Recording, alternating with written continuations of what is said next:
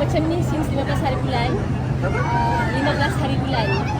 Jadi masa dapat tu saya tak tahu nak rasa apa sebab dia ada mixed feeling. Dia macam kenapalah benda ni jadi bila nak dekat AJL, sebab saya tahu berapa gap lama yang memerlukan untuk saya sembuh. Dan pada masa yang sama saya bersyukur alhamdulillah sebab benda ni terjadi awal, bukan pada hari kejadian ataupun seminggu sebelum AJL dan sebagainya. Tapi apa yang saya belajar daripada proses saya sedang sakit ni, walaupun kita dah berdoa nak minta sihat, nak minta dipermudahkan segala urusan, saya belajar untuk tawakal, redha, apa nak jadi-jadi. Walaupun saya sebenarnya dah berjumpa dengan 3 spesialis dah, InsyaAllah ada jalan cerah dia.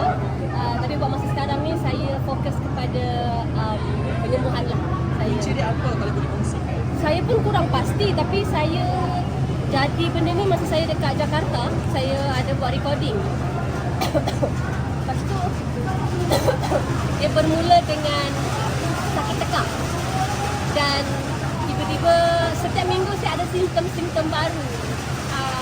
Syirik, muntah, pening, migraine, demam, flu of course, batuk dan sebagainya. So tapi alhamdulillah sekarang hari ini terutamanya ada nampak sedikit progres. Jadi saya terserah adalah Marsha, biasanya kan kalau dah dekat-dekat pertandingan ni mesti orang akan kaitkan dengan mistik Disney. Ada orang buat ke apa ke dawah-dawah.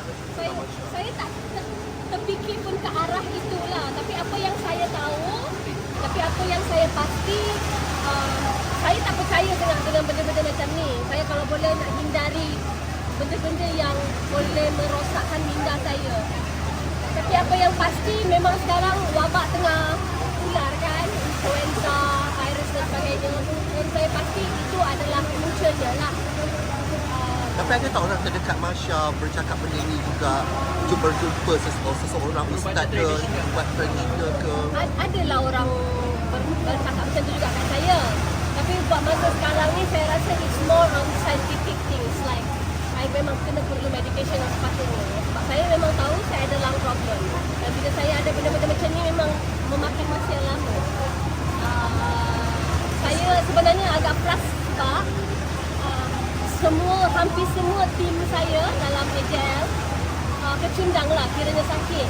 Ada seorang kat hospital, seorang masih lagi dalam proses penyembuhan dan semua benda yang sama. Jadi insyaAllah kalau dengan doa semua diorang akan sembuh juga sebab preparation tu terpantut lebih kurang 2 minggu dah. Itu je lah. Harap-harap sempat lah untuk mereka cerdas balik untuk teruskan diorang punya preparation.